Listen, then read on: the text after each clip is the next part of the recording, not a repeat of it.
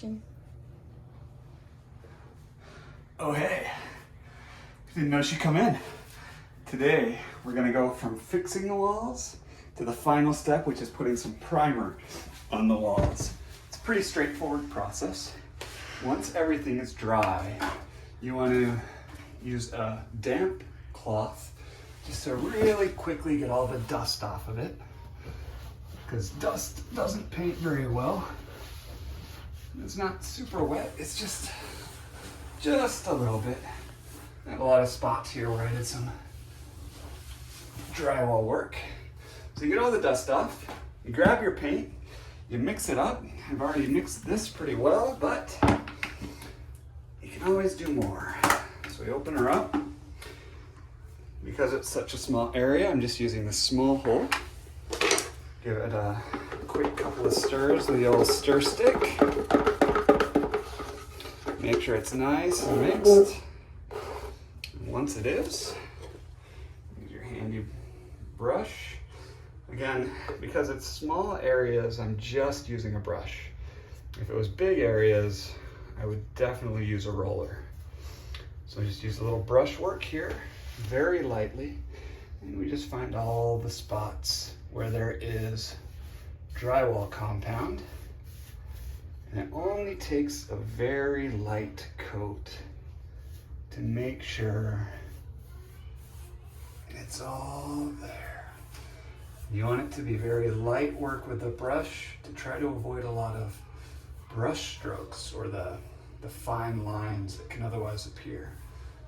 And just like when you're doing your drywall repair, you want to spread it way out so that when it comes time to paint the real color, it's less obvious where you've had a repair. And you can see it just goes pretty quick here, just covering it all lightly. The real reason you want to do this is most normal paint, unless it's calling itself a primer, isn't really meant to seal the drywall compound, I should say. So you can get a sealant or a sealer, or you can get a primer, either one, as long as your can says that it's good on drywall. That will allow your real paint colors to stick with a lot less materials. Now we're just painting this.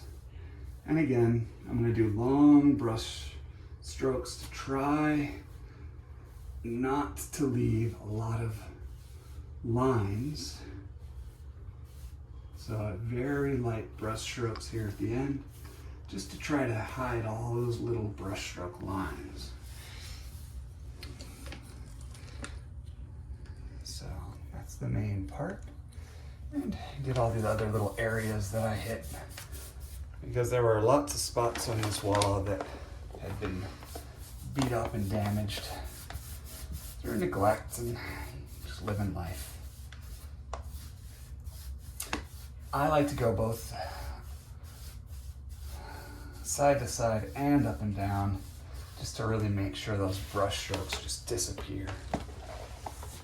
And it looks like there's another small spot here. And notice we're just really feathering it out so that when the time comes to paint over it, it's a nice gradual transition between what has the primer and what doesn't, to fool the eye into thinking that there was no repair done ever. And at some point, I'm sure I'll be repainting these walls, because not everyone loves a purple wall.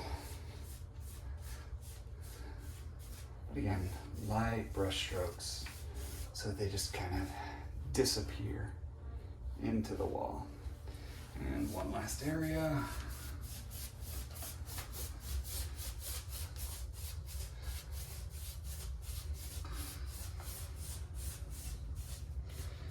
And just like that, all the drywall compound is sealed. All of these will disappear underneath a layer of new paint. And it will be hidden if there was ever a repair done. Oh, one more spot. Sorry. It's right up here. Again, same thing as always. I just gotta hide those brush strokes by putting on the primer kind of heavy and then lightly spreading it out across the wall. And that's it. If you see other spots where it's a harsh transition between the primer and the normal wall, just go back and spread it a little further. And I think that's it.